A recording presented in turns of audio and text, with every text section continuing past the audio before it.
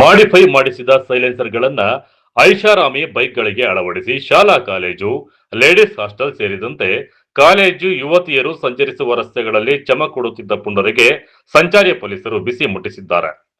ಚಿಕ್ಕಬಳ್ಳಾಪುರ ಸಂಚಾರಿ ಠಾಣೆಯ ಪಿಎಸ್ಐ ವಿದ್ಯಾ ಅವರ ನೇತೃತ್ವದ ತಂಡ ಸತತ 2-3 ತಿಂಗಳಿಂದ ನಿರ್ಬಂಧಿತ ಬೈಕ್ಗಳ ಸೈಲೆನ್ಸರ್ಗಳನ್ನ ಕಿತ್ತು ಬರೋಬ್ಬರಿ 100 ಬೈಕ್ಗಳ ಸೈಲೆನ್ಸರ್ಗಳ ಮೇಲೆ ಜಿಲ್ಲಾ ವರಿಷ್ಠಾಧಿಕಾರಿ ಕುಶಾಲ್ ಚೌಕ್ಸೆ ನೇತೃತ್ವದಲ್ಲಿ ಶಿಡ್ಲಘಟ್ಟ ವೃತ್ತದಲ್ಲಿ ರೋಡ್ ರೋಲರ್ ಹತ್ತಿಸಿ ನಾಶಗೊಳಿಸಲಾಯಿತು.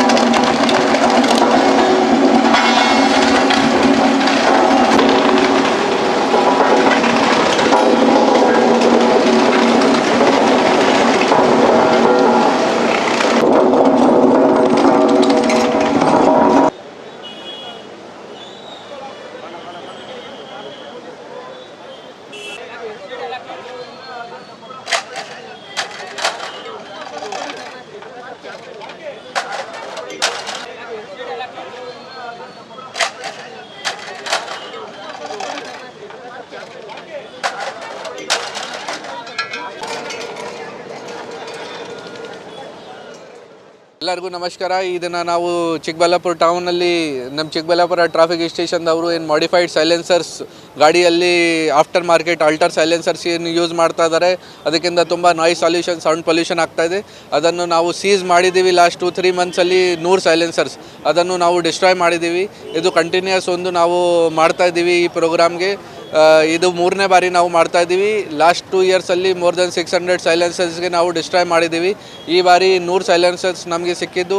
ಈ ಪ್ರತಿ ಸೈಲೆನ್ಸರ್ ಆಲ್ಮೋಸ್ಟ್ 10,000 ವ್ಯಾಲ್ಯೂ ಇದೆ. ಇದನ್ನು ಆಫ್ಟರ್ ಮಾರ್ಕೆಟ್ ಇನ್ಸ್ಟಾಲ್ ಮಾಡ್ತಾರೆ ಜನ ಬೈಕಲ್ಲಿ. ಅದನ್ನು ನಾವು ಇದನ್ನು ರೋಡ್ ರೋಲರ್ ತಗೊಂಡು ಡಿಸ್ಟ್ರಾಯ್ ಮಾಡಿದ್ದೀವಿ ಪಬ್ಲಿಕ್ ಮುಂದೆ, ಸೊ ದಟ್ ಅವರಿಗೆ ಕೂಡ ಒಂದು ಎಚ್ಚರಿಕೆ ಆಗುತ್ತೆ. ಈ ಥರದ್ದು ಡಿಫೆಕ್ಟಿವ್ ಸೈಲೆನ್ಸರ್ಸ್, ಆಫ್ಟರ್ ಮಾರ್ಕೆಟ್ ಸೈಲೆನ್ಸರ್ಸ್ ಗಾಡಿಯಲ್ಲಿ ಯೂಸ್ ಮಾಡಬಾರ್ದು ಮತ್ತು ಎಲ್ಲ ಟ್ರಾಫಿಕ್ ರೂಲ್ಸ್ದು ಕೂಡ ಪಾಲನೆ ಮಾಡಬೇಕು.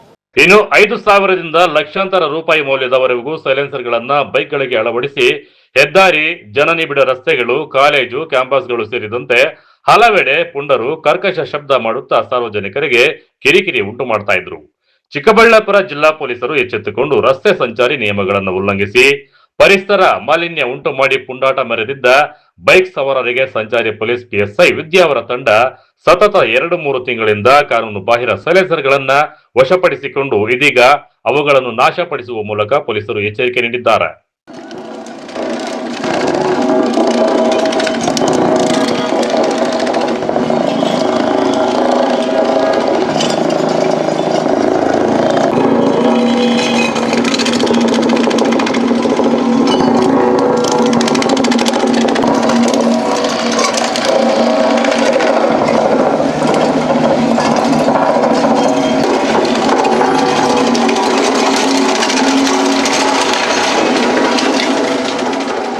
ನಮಸ್ಕಾರ.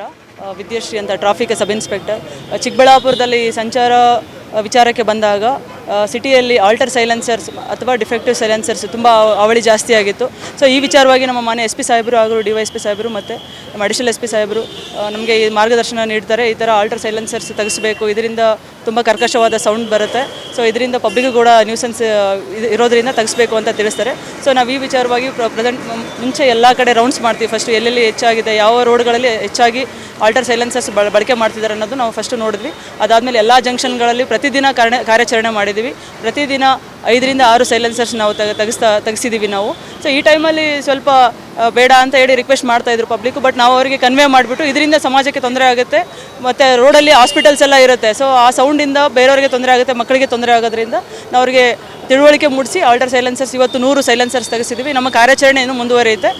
ಮತ್ತು ಈಗ ಸಿಟಿಯಲ್ಲಿ ಎಲ್ಲ ಎಲ್ಲರೂ ಹೆಲ್ಮೆಟ್ ಹಾಕೋಕ್ಕೆ ನಾವು ಪ್ರತಿಯೊಬ್ಬರಿಗೂ ರಿಕ್ವೆಸ್ಟ್ ಮಾಡಿ ಹೋದ ವರ್ಷ ಡಿಸೆಂಬರಲ್ಲಿ ನಮ್ಮ ಎಸ್ ಪಿ ಸಾಹೇಬ್ರ ನೇತೃತ್ವದಲ್ಲಿ ಒಂದು ಅವೇರ್ನೆಸ್ ಕೂಡ ಮಾಡಿದ್ವಿ, ಅದನ್ನು ಕಂಟಿನ್ಯೂ ಮಾಡ್ತಾ ಇದ್ವಿ. ಈಗ ಎಲ್ಲರೂ ಹೆಲ್ಮೆಟ್ ಆಗ್ತಾ ಇದ್ದಾರೆ.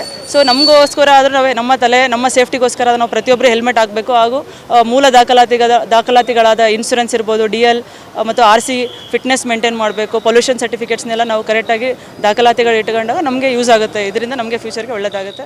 So thank you.